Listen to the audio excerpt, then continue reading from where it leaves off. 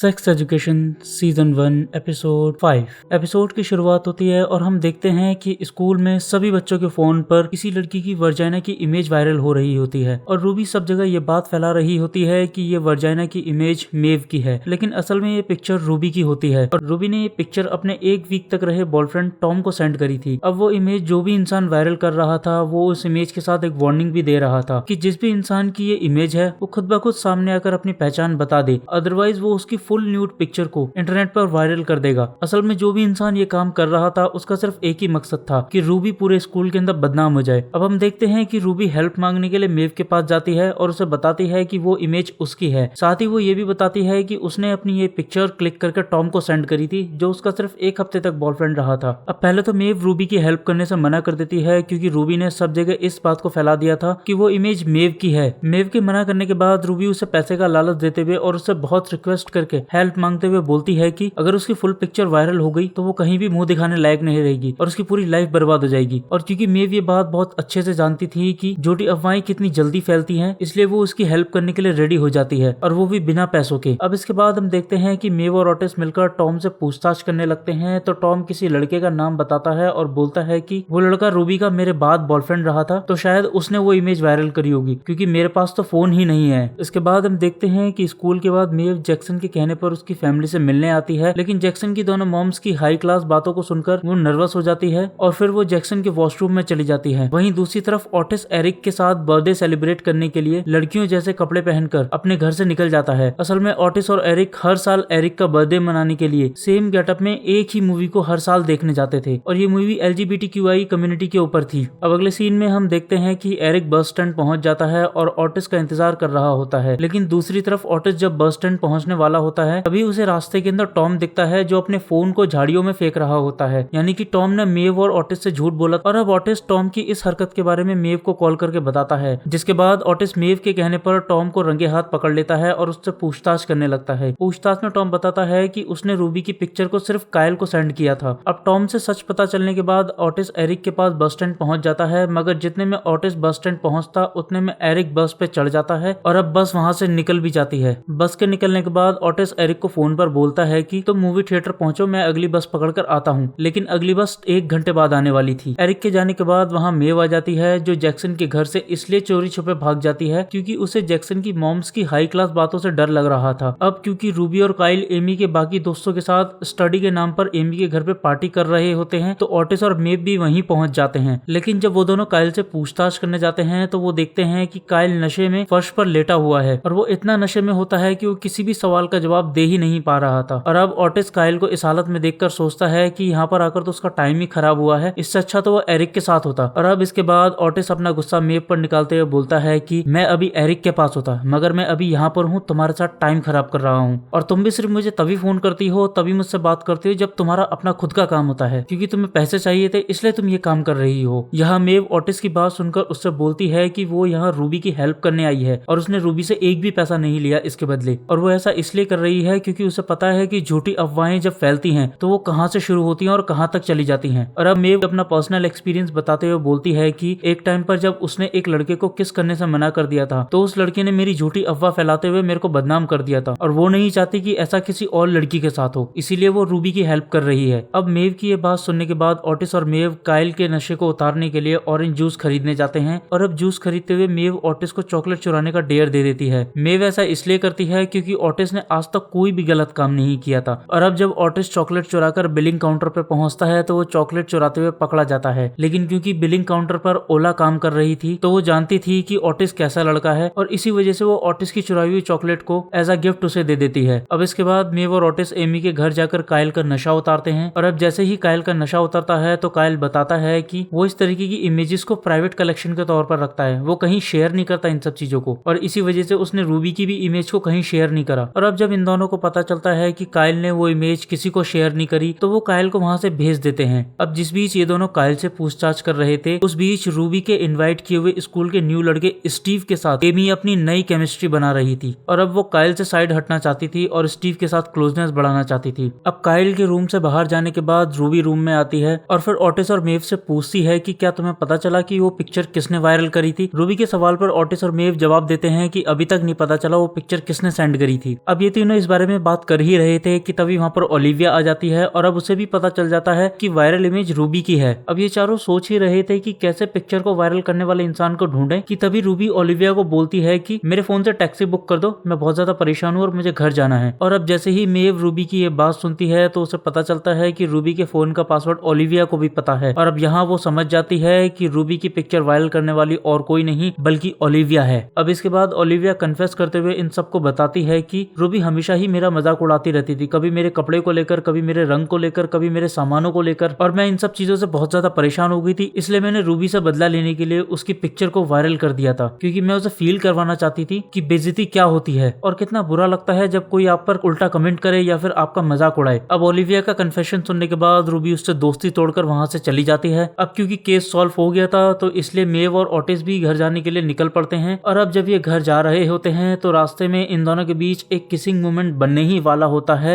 मगर तभी ओटिस फिर से घबरा जाता है जिस वजह से मूवमेंट टूट जाता है, जिसके बाद मेव जैक्सन के पास चली जाती है और ओटिस अपने घर आ जाता है। लेकिन इस बीच एरिक के साथ बहुत बुरा हुआ था। पहले तो आज उसके बर्थडे पर उसका बचपन का दोस्त उसके साथ नहीं था, फिर उसका फोन और उसके पैसे चोरी हो गए जिस वजह से उसे पैदल ही घर आना पड़ा। और जब वो पैदल घर आ रहा था तो रास्ते में कुछ लोगों ने उसके कपड़े और उसके गेटअप को देखकर उसके गे होने का मजाक उड़ाते हुए उसको मारा पीटा और उसके ऊपर थूका भी था, जिसके बाद वो बहुत ज्यादा परेशान होकर किसी तरीके से कुछ लोगों से मदद लेकर जीन को कॉल करता है और फिर उसके बाद जीन उसे अपने घर लेकर आती है। अब इसके बाद हम देखते हैं कि ओटिस जैसे ही घर आता है तो वो एरिक को देखकर उसकी चोटों पर ध्यान न देकर अपने और मेव के बीच बने किसिंग मूवमेंट के बारे में बताने लगता है और वो बहुत ज्यादा एक्साइटेड होकर इधर उधर की बातें करने लगता है। लेकिन तभी एरिक उस पर गुस्सा होते हुए बोलता है कि तुम्हें सिर्फ अपनी पड़ी है, तुमने मेरे बारे में पूछा कि मेरे साथ क्या हुआ आज, तुमने मेरी चोटों पर ध्यान दिया? नहीं ध्यान दिया। एरिक की बातें सुनकर ओटिस को भी गुस्सा आ जाता है और वो गुस्से में बोलता है कि तुम मुझसे जलते हो क्योंकि तुम्हारे अलावा भी अब मेरे पास दोस्त हैं और तुम्हारे पास कोई नहीं है। और अब ओटिस के इतना बोलने के बाद एरिक और ओटिस अपने अपने रूम में चले जाते हैं और इसी के साथ इनकी दोस्ती में दरार पड़ जाती है। वहीं दूसरी तरफ हम देखते हैं कि मेव हिम्मत करके जैक्सन को अपने घर लेकर आती है